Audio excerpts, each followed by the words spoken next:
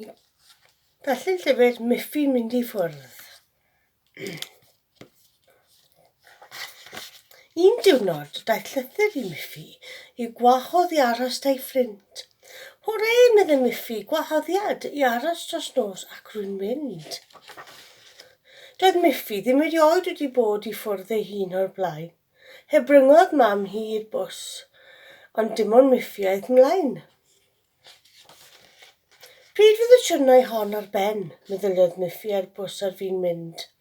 Edrychodd allan yn gyffrous a phwy welodd hi ond ei ffrind. Helo, Miffi, galwodd ei chyfaill gwelton ni ti'n eistedd yno. Gwenodd mam ei ffrind hi hefyd. Braf dy weld i Miffi, croeso.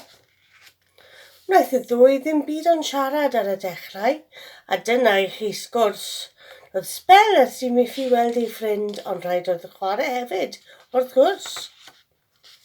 A dyma chwarae mi gan guddio, mi oedd na hwyrau i'w gael. Roedd yr ardd yn llawn o goed i'r ddwy gael chwarae rhwng y dail. Ac yna gêm o hela'i gilydd, cyffwrdd redeg tu yw'r un.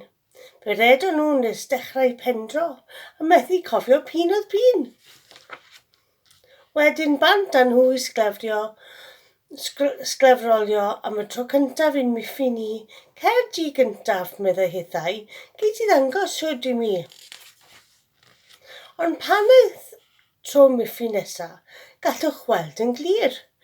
Bod sglefrolio mor anodd, llwyddodd hi i ddal ei thir. Fe dreulio nhw'r prynhawn do, gyda glid, siswrn a chartiau, a gweithiodd Miffi'n galed iawn i gwneud casgliad o fygydau. Gyda'r nos roedd mwy o hwyl, a'r ddwy neidioedd baddon. Bu taflu dŵr a chwerthin mawr, ac o wir fe wlychon. Erbyn hyn, roedd amser gwely wedi cyrraedd roedd hi'n hwyr, ac ar ôl siarad chwarae chwerthin, roedd y ddwy ffrind wedi blino'n llwyr.